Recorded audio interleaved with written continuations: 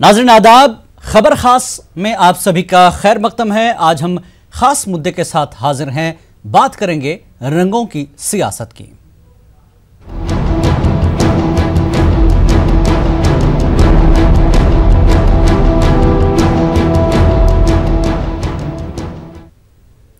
नाज़रीन, बदायूं में बाबा साहब के जाफरानी रंग के मुजस्समे पर हलचल मची है। दरअसल बाबा साहब का मुजस्समा टूटने के बाद नया मुजस्समा नस्ब किया गया था। गुज़श्ता दिनों मुजस्समा को शरपसंद अनासिर ने मिस्मार कर दिया था, लेकिन मुजस्समा बदला तो इसके साथ उसका रंग भी बदल गया। मगर जाफरानी रंग की शेरवानी पर मकामी अफराद को हैरानी हुई, जिसे जल्द ही नीले रंग में रंग दिया गया। मुजस्समे के जाफरानी पर सवाल तो उठना ही था। इस वाक़े ने बीजेपी पर निशाना साधने का मौका भी अपोजिशन को फराहम कर दिया। बदायूं के समाजवादी रुकन पार्लिमान धर्मेंद्र यादव ने कहा कि बीजेपी बाबा साहब को अपनाने का ड्रामा कर रही है। वैसे सब डिविजनल मजिस्ट्रेट के मुताबिक मुजस्समा खरीदने के वक्त नीला रंग भी खरीदा गया था, लेकिन बगैर रंगे ही उसे नस्ब कर दिया गया।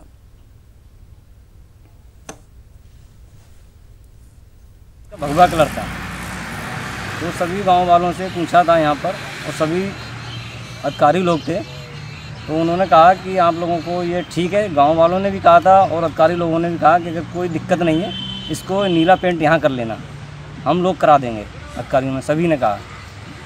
उसके बाद में आज सबकी सहमत से अधिकारी लोगों ने ये करवाया है, नीला पेंट करवाया है। ये सब अधिकारी लोगों ने मूर्ति नहीं मिल रही थी, तो मूर्ति ये पसंद सब लोगों के आई, तो ये कही सबने कि ठीक है भाई मंगवा लो, फिर इस पर पेंट करा देना। तो आज नीला पेंट किया गया। आज नीला पेंट किया गया है इस पर।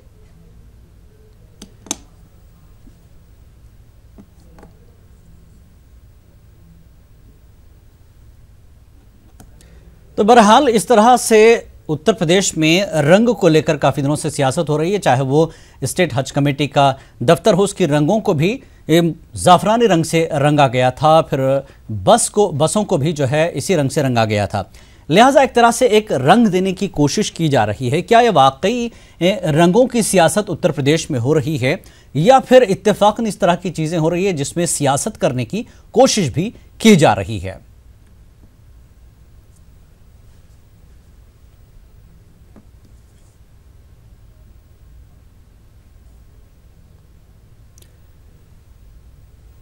और आइए इस पूरे मामले पर बात करने के लिए हमारे साथ फिलहाल दो मेहमान मौजूद हैं। आलोक अवस्थी जो कि बीजेपी के तर्जुमान हैं, और साथ ही अवधेश वर्मा दलित थिंकर हैं। आप दोनों मेहमानों का इस्तकबाल है, खैर मकदम है, स्वागत है। अवधेश वर्मा जी दलित थिंकर हैं, उनसे जान लेते हैं क्या ये इत्तेफाकी तौर पर इस तरह की चीज़ है या वाकई एक सियासत चल रही है रंगों को लेकर भी? क्या लगता है आपको? देखिए जिलानी साहब, सबसे पहले मैं आपको ये बताना चाहूंगा कि एक के बाद एक घटना हो रही, चाहे वो हज कमेटी का मामला रहा हो, चाहे एनेक्सी का मामला रहा हो, चाहे वो परिवहन विभाग की बसों का मामला रहा हो, एक के बाद अगर एक घटना चलती है तो वो इत्तेफाक नहीं कहा जा सकता।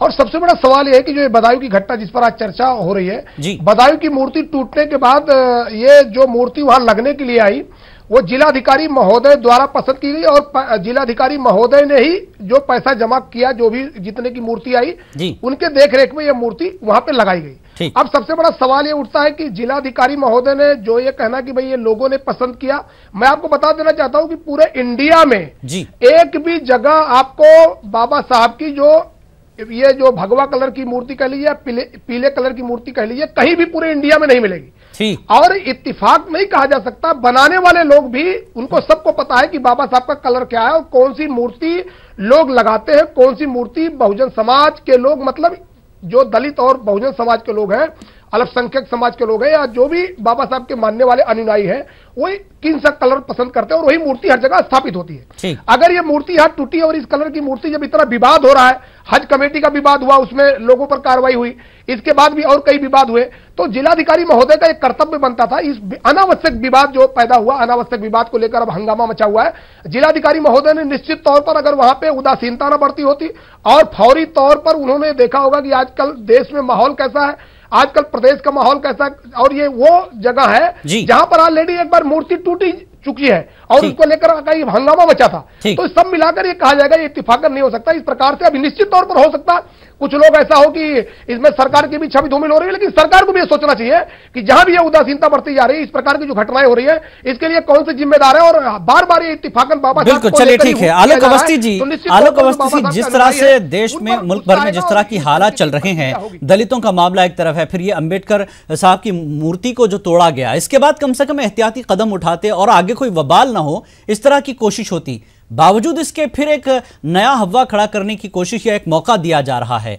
क्या यह इत्तेफाकी तौर पे है, जैसा कि अवधेश कह रहे हैं कि अंबेडकर साहब की मूर्ति पूरे हिंदुस्तान में, आप चाहे गूगल पर भी सर्च करें, इस तरह का रंग कभी नजर नहीं आया, तो यह रंग करने की या कहा गया होगा या इत्तेफाकी तौर पर उत्तर प्रदेश में लगनी है, इस तरह से यही रंग किया जाए, ऐसी सोच तो नहीं बन रही है?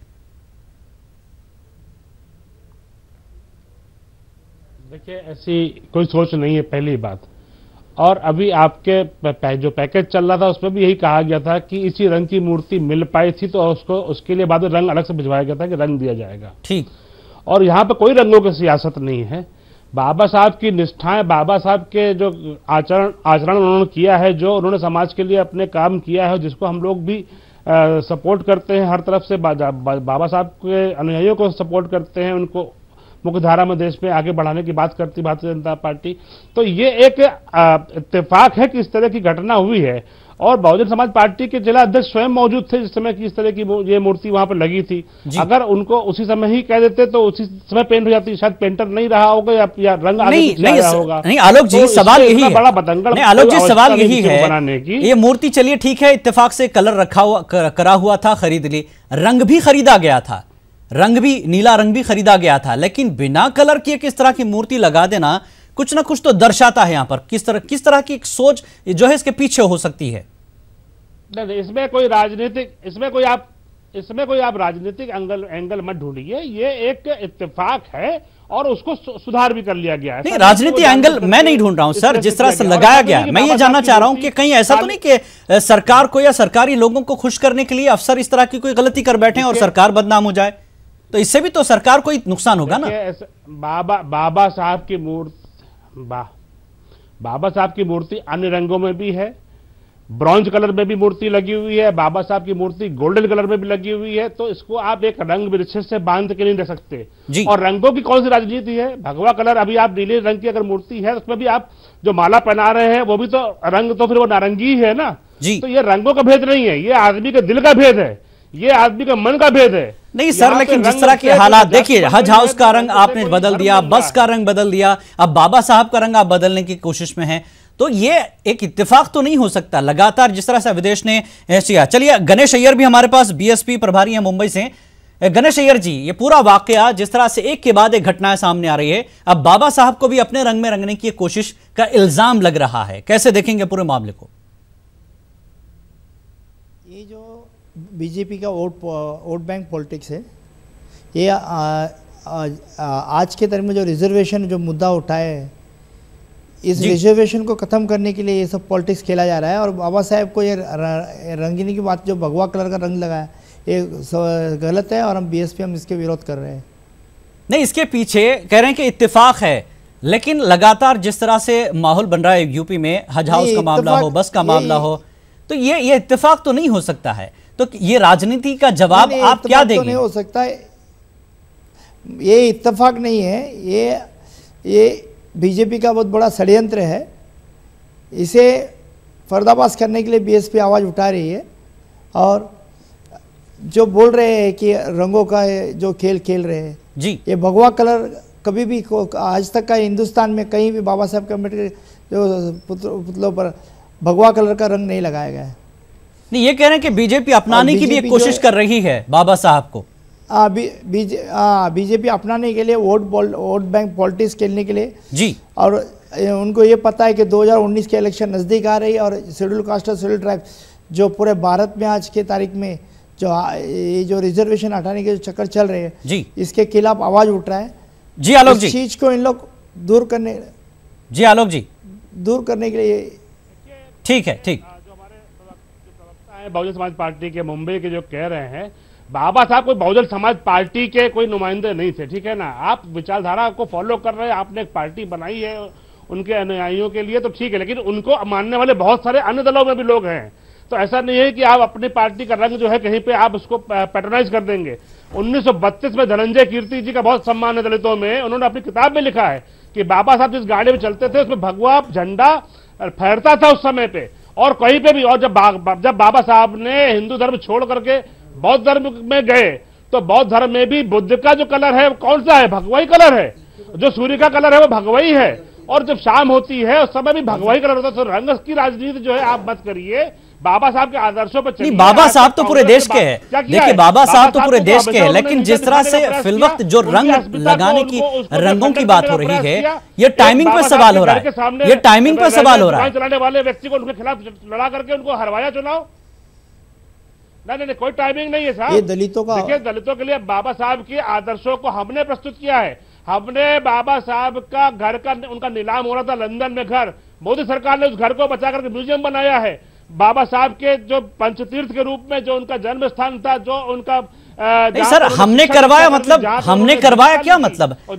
देखिए प्रधानमंत्री पूरे देश के हैं, प्रधानमंत्री पूरे देश के हैं, वो करते हैं, उनका कर्तव्य है। आजकल मैं कहना चाहता हूं तो खाली जो है आप मोनोपोली थोड़ी करा लेंगे किसी भी महापुरुष की। देखिए जी अवधेश साहब, एक चीज मैं स्पष्ट कर देना चाहता हूँ जी। बाबा साहब की गाड़ी में जो बात हो रही है वो, हाँ जिलानी साहब एक चीज मैं स्पष्ट कर देना चाह रहा हूँ जी। बाबा साहब की गाड़ी में जो झंडे की बात हो रही है वो पंचशील का झंडा था, वो बुद्ध जी का प्रतीक है। हम लोग पंचशील का झंडा आज भी सभी लोग लगाते हैं। दूसरा चीज मैं आपको बताना चाहता हूँ जी, भगवान बुद्ध का जो चीबर का कलर वो भी हमारा पीले कलर का मिलता जुलता कलर है। इसका मतलब ये बिल्कुल नहीं कि बाबा साहब की उस आइडियोलॉजी को, जो बाबा साहब आज से नहीं, नीला कलर कोई आज का नहीं है। जो भी बात हो रही है पीतल का कलर अलग है, लेकिन अगर कहीं भी ये प्लास्टर ऑफ पेरिस या सीमेंटेड या कोई भी जो मूर्ति पूरे इंडिया में लगी, आप गूगल पे सर्च कर लीजिए, इसी कलर लगी है। सबसे बड़ा सवाल ये उठता है, अभी जो सवाल आ रहा है कि जिलाधिकारी महोदय या बीएसपी के भी अध्यक्ष वहां पे थे, उन्होंने देखा, ये किसी को बीएसपी के अध्यक्ष से पूछने की जरूरत जिलाधिकारी महोदय को नहीं थी, या किसी की पार्टी अध्यक्ष को से पूछकर वो मूर्ति नहीं लगाते।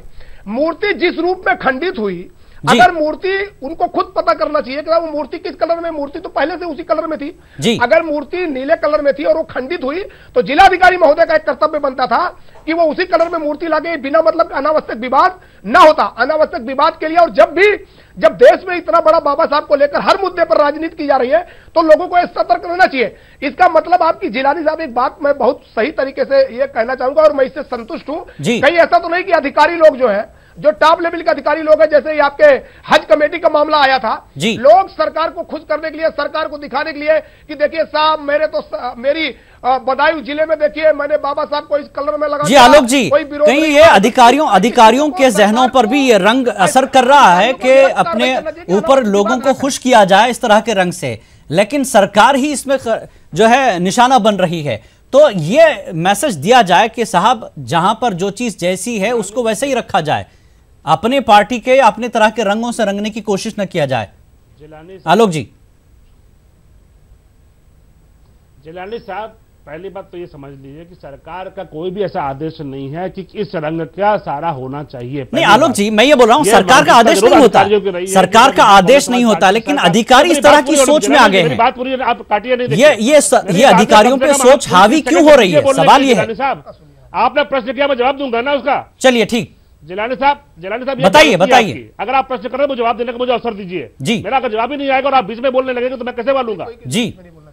देखिए सरकार का ऐसा कोई आदेश नहीं है कि इस रंग का जो है वहां कहीं पे लगाना चाहिए, लेकिन ये मानसिकता अधिकारियों को रही है, बस सही है। जो कि इसके पहले मुलायम सिंह जी की जब सरकार आई थी तो हरे रंग से सारा कर दिया गया था, बहुजन समाज पार्टी जब सरकार आई तो नीले रंग से सारा कर दिया गया था। तो ये रंगों को सरकार अधिकारियों ने किसी पार्टी का चिन्ह मान के लिया, जबकि रंग सबके लिए है। नीला रंग हमको भी प्रिय है, हमको हरा रंग भी प्रिय है और हमको भगवा रंग भी प्रिय है। तो ये इस मानसिकता में मत जाइए, ये किसी पार्टी नहीं सर, मैं ये पूछ रहा हूं, आप जैसे हवाला दे रहे हैं समाजवादी पार्टी का, समाजवादी पार्टी ने किया था, अब हम भी करेंगे, बीएसपी आएगी, बीएसपी अपना रंग करेगी। तो क्या जिसकी पार्टी की सरकार होगी वो अपना रंग चढ़ाएगी हर चीज पर?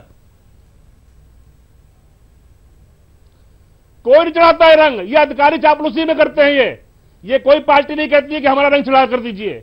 ये चापलूसी की एक हद होती है, उसको ये पार करते हैं हमेशा। यही तो मैं जानना चाह रहा हूं सर, जिन अधिकारियों ने ये गलती की है, क्योंकि बीजेपी की योगी की सरकार वहां पर है, पहले से ही उत्तर प्रदेश में हालात ठीक नहीं चल रहे हैं, ऐसे में ये दलितों का मामला आप जोड़ते हैं, जिस तरह के हालात दलितों को लेकर चल रहे हैं, फिर एक नया विवाद खड़ा करने की कोशिश की जा रही है अधिकारियों की तरफ से। बहुत बेहतर हो गए पहले से, कानून व्यवस्था काबू में है, कानून व्यवस्था यहाँ पे काबू में है, यूपी की हालत बहुत बेहतर है। पहले जो जंगल राज था वो खत्म हो गया है, आज कानून का राज हो गया है। आज जो है सारे क्रिमिनल या तो जेल के अंदर जा रहे हैं या तख्ती लेके घूम रहे हैं कि भैया हम जो है अपराध नहीं करेंगे जी। ये माहौल कभी नहीं था इस प्रदेश के अंदर। ये भारतीय जनता गणेश अय्यर जी, सरकार की गणेश अय्यर जी, जिसकी सरकार उसका रंग, जिसकी सरकार उसका रंग, अब ये एक नया मामला आ गया है, क्या ऐसा देखा गया कभी? ये बीजेपी नहीं, ये पहली बार हुआ है जिसकी सरकार अपना रंग।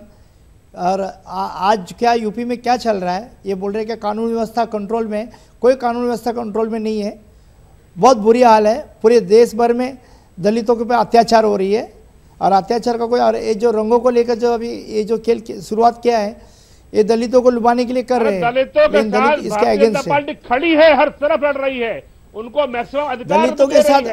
अभी जो आदरणीय उच्चतम न्यायालय ने जो निर्णय दे दिया, उसके खिलाफ भी भाजपा की जो सरकार है देश की, वो रिव्यू पिटीशन में गई है। अब क्या वो सिर्फ दलितों को बताने के लिए यह किया जा रहा है, ऐसा कुछ नहीं हो रहा है। दलितों पे अत्याचार दिन में दिन बढ़ते जा रहा है, हम लोगों ने किया है। तो आप दलितों पे अत्याचार हुआ जा रहा है। बहुजन समाज पार्टी के साथ दलित नहीं है जी। अवधेश, बहुजन समाज अवधेश ये कह रही है कि बीजेपी दलितों के साथ खड़ी है, दलितों के हुकूक की लड़ाई लड़ रही है। जिलानी साहब जी, जिलानी साहब देखिए, अगर अत्याचार की बात करेंगे, जिलानी साहब अगर अत्याचार की बात करेंगे तो मैं आंकड़ों पर बात करूंगा, और सरकारी आंकड़ों पर बात करूंगा। हल्ला मचाने की बात कोई जरूरत ही नहीं है। अगर एनसीआरबी के आंकड़े आप ले लीजिए, अभी जो लोकसभा में 3 दिन पहले जब लोकसभा बंद हुई उसके आखिरी दिन, 2016 के आंकड़े हैं, बिल्कुल बता रहा हूं, जो आप बता रहे हैं, सुनिए, बिल्कुल सुनिए, आप सुनिए। 10 साल में 10 साल के आंकड़े जो एनसीआरबी ने कहा, 10 साल में पूरे 66% दलितों पर उत्पीड़न के मामले बढ़ गए। हर 16 मिनट पर दलित का एक उत्पीड़न हो रहा है।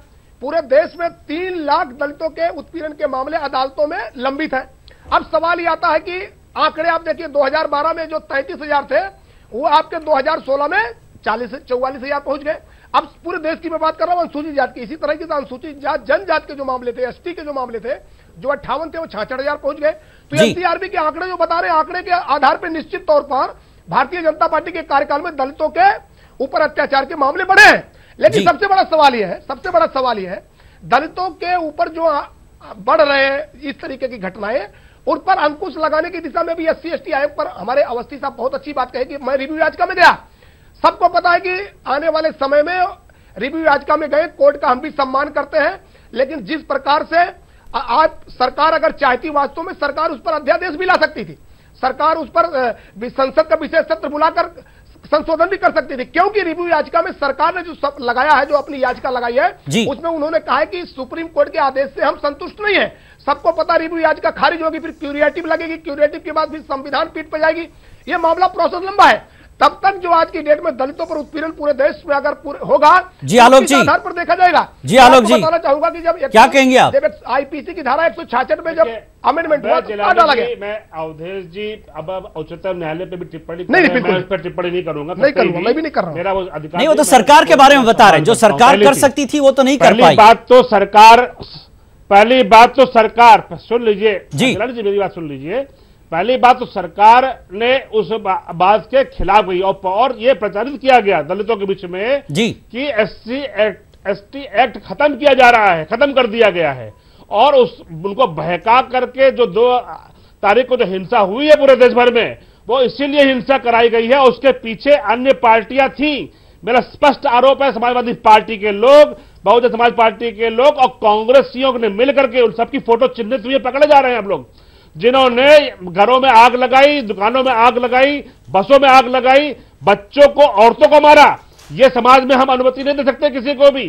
तो सबसे बड़ी बात यह है कि देखिए आप, लेकिन सर आलोक जी, सब आप इल्जाम तो दूसरी पार्टियों पर लगा रहे हैं, फिर आप ये कह रहे हैं कानून व्यवस्था सब कुछ ठीक है, तो उस वक्त व्यवस्था आप कर क्यों नहीं पाए? सब कुछ आपके हाथ में था। बिल्कुल व्यवस्था थी। देखिए जिलानी जी, एक तरफ घर जल रहे हैं, मारपीट हो रही है, फिर व्यवस्था कहाँ ठीक है? आलोक जी, हर जगह का एक फार्मूले से आप चीजें नहीं कर सकते, एक फार्मूले से आप हर जगह कंट्रोल नहीं कर सकते। हर जिले का, हर भौगोलिक स्थिति का अलग अलग महत्व होता है और अलग अलग वहां की विचारधारा होती है, अलग अलग वहां पे काम करने का ढंग होता है। तो एक डंडे से आप कहें सबको हाँक दीजिए तो ऐसा नहीं होता है। कानून का ने वहां पे अपनी कार्रवाई करी है, मिनिमम से बहुत कम से कम वहां पे हिंसा होने दी है और बाद में काबू भी पाया है, ऐसा नहीं है। जी नहीं, गणेश अय्यर जी, बड़े बड़े दंगे हुए हैं। गणेश अय्यर जी, कांग्रेस पर, बीएसपी पर आप लोगों पर इल्जाम लग रहा है कि आप लोग इसके पीछे हैं। गिलानी जी, महाराष्ट्र में जो दंगा हुआ, उस दंगे में मराठा समाज के कितने लोगों ने क्या क्या अत्याचार किया, उसके बाद जो दलितों पे जो जिस हिसाब में केसेस जो हुए पूरे महाराष्ट्र भर के पुलिस में, सीरियस ऑफेंस 307 333 लगाकर बेगुनाह लोगों को जेल में भिजवा गया। लेकिन जो रियल में जो फुटेज में दिखता है, उन बंदों को अरेस्ट नहीं किया गया और इसके खिलाफ आवाज़ उठाया जा रहा है। और ये जो दंगा जो करवाने वाले हैं, मराठा जो फुटेज दिख रहा है उनको अंदर नहीं किया गया है। ये आंकड़े कहां से ला रहे हैं? वीडियो फुटेज हमारे पास है। हम लोग इतने सारे कंप्लेंट किए, कोई कंप्लेंट लेने को तैयार नहीं, क्योंकि सरकार आपका है। आप सामने रखिए, ये गलत बात मत फैलाइए आप। उसकी चल रही है, हमारी ऑलरेडी याचिका हमने दायर किया है उसका। अरे हम देश को जोड़ने की बात करें, दलितों पे जो अत्याचार हुआ है वो बता रहे हैं हम। नहीं आलोक जी, और एक चीज है, दलित अपने आप को एक तरफ पिछड़ा, एक तरफ कमजोर महसूस कर रहा है और सुरक्षा का मामला दलितों के लिए बड़ा जो है कमजोर हो रहा है, ये दलितों का मानना है। जिस तरह से रंग के साथ आपने बाबा साहब अंबेडकर को अपनाया है, इसी तरह दलितों को भी अपना लेते। उनके जो घर है। जिलानी साहब एक चीज बताओ आपको, जिलानी साहब एक चीज बताएं, ये बिल्कुल आप सही करें कि अगर दूसरे लोगों ने आके वहां पे दंगा कराया और 2 तारीख की घटना में वो इन्वॉल्व थे, तो निश्चित तौर पर दलित समाज के लोग थे जो संवैधानिक तरीके से अपनी हक की लड़ाई लड़ रहे थे, उनको उत्पीड़न नहीं होना चाहिए। आज की डेट में अभी जो भारतीय जनता पार्टी के 2-4 सांसदों ने जो चिट्ठी लिखा, वो क्यों लिखा उनके पीछे मैं नहीं जाना चाहता, लेकिन उन्होंने भी कहा कि हमारे दलितों को परेशान किया जा रहा है। तो निश्चित तौर पर आलोक जी अभी बहुत अच्छी बात कहे कि दलितों ने अपने आंदोलन किया, उसमें कुछ असामाजिक तत्व घुस गए। असामाजिक तत्व को चिन्हित करके कार्रवाई होना चाहिए। जो दलित समाज के लोग जो संवैधानिक हक की लड़ाई लड़ रहे थे, उनको चिन्हित नहीं करना चाहिए, ना उन पर कार्रवाई होना चाहिए, क्योंकि आप सरकार के सीनियर उस पर है। मैं मांग करूंगा कि हमारे ऐसे लोगों को जो उत्पीड़न हो रहा है वो ना होने पाए। जी आलोक जी, उनके मन में एक ये भावना ना है कि हमारे साथ सरकार नहीं खड़ी है। देखिए, दलित भाइयों के साथ सरकार भी खड़ी है और हमारी भारतीय जनता पार्टी स्वयं खड़ी है दलितों के लिए। हमने अपने जो सबसे सुप्रीम जो पोस्ट होती है, भारत का जो प्रथम नागरिक होता है, वो भी हमारे दलित समाज से, हमारी पार्टी से ही गए हैं। जो आज आदरणीय कोविंद जी जो बैठे हैं, उनको सम्मानित किया हुआ है। कांग्रेस ने तो उनको भी अपमानित करने का प्रयास किया था। उनके खिलाफ एक दलित वो तो सर कोविंद जी की क्षमता थी, वो उनकी काबिलियत थी, वो बने हैं। ये नहीं कि आप दलित थे बनाकर अब वो क्रेडिट मत लीजिए और दलितों में बांटा है। नहीं, मैं ये कह रहा हूं कि जिस तरह से आप बाबा साहब अंबेडकर के तहीं सहमति दिखा रहे हैं, उसी तरह से दलितों को अपनाए, क्योंकि दलितों का इल्जाम ये है कि हम यहां पर अकेले पड़ रहे हैं, हमारी सिक्योरिटी का मसला है। क्यों नहीं दलितों को अपनाया जाता और उनको यह यकीन दिलाया जाता कि हम आपके साथ हैं, कोई दंगा नहीं होगा और कोई आपके साथ गलत चीज नहीं होगी। सिर्फ रंग रंगने से आप जो है खरीब नहीं जाएंगे। बिल्कुल जिलानी साहब, ऐसा जिलानी साहब ऐसा कहीं पर भी नहीं है। और आप ये भी देखिए, जो दलितों के नेता जिन्होंने दलितों के नाम पर उनका व्यापार किया, आज उनकी कोठियां देख लीजिए, उनके अरबों रुपए का साम्राज्य देख लीजिए, उनके बड़े बड़े फाटक देख लीजिए, जहां पर जिसकी बियाई फटी हो, जो धोती ऊंची टाइट पहनता हो, बेचारा वो जावने में भी घबराएगा। ऐसे दलित नेताओं को मैंने देखा है पनपते हुए। तो उन्होंने खाली दलितों का नाम बेचा है, उनके नाम पे पॉलिटिक्स करी है और अपनी जेब भरी है दलितों को। ठीक है गणेश अय्यर जी, लास्ट कमेंट आपसे लेना चाहूंगा। गणेश अय्यर जी, जिस तरह से दलितों की सूरत हाल बनी हुई है, दलितों की सुरक्षा, उनको यकीन दिलाने के लिए आपकी तरफ से क्या मैसेज जाए और सरकार के साथ किस तरह से जुड़े दलित, क्योंकि दलित अकेले नहीं होना चाहिए, मैं भी ये मानता हूं। गणेश अय्यर जी, दलित को सरकार जोड़ना चाहिए, लेकिन सरकार जोड़ नहीं रही है। दलितों का खाली वोट बैंक पॉलिटिक्स खेलती है और उन्हें कभी आगे बढ़ने की उनका खाली उपयोग किया जाता है। एक आध नेता आते हैं, वो मीन्स उस पार्टी में घुस जाते हैं और बोलते दलितों का नेता है, लेकिन वो नेता एक बार उस पार्टी पे चले गए, उसके बाद दलितों को भूल जाते हैं। दलितों को इसलिए क्या करना चाहिए वो कोई नहीं करता है। चलिए, और आज हम बीएसपी की जो बहन जी है जी, वो एकजुट होकर खड़ी हुई है, दलितों के पीछे आवाज उठा रही है। चलिए ठीक है, इस वक्त दलितों को तो दलित सबकी नजर में प्यारा लग रहा है, लेकिन जिस तरह से दलित इस वक्त अकेलापन महसूस कर रहा है और अपनी सिक्योरिटी को लेकर फिक्रमंद है। एक तरफ अब रंगों की सियासत भी छा गई है। अब तक हज हाउस या बसों पर रंग ठीक था, लेकिन बाबा साहब को रंगने की बात इस वक्त दलितों को थोड़ी सी अजीब सी लग रही है। इस तरह से रंगों की सियासत आगे न हो और ऐसे हालात न पैदा हो। आप तीनों मेहमानों का बेहद शुक्रिया इस डिबेट में हमारे साथ शामिल होने के लिए। तो खबर खास में फिलहाल इतना ही। आदाब।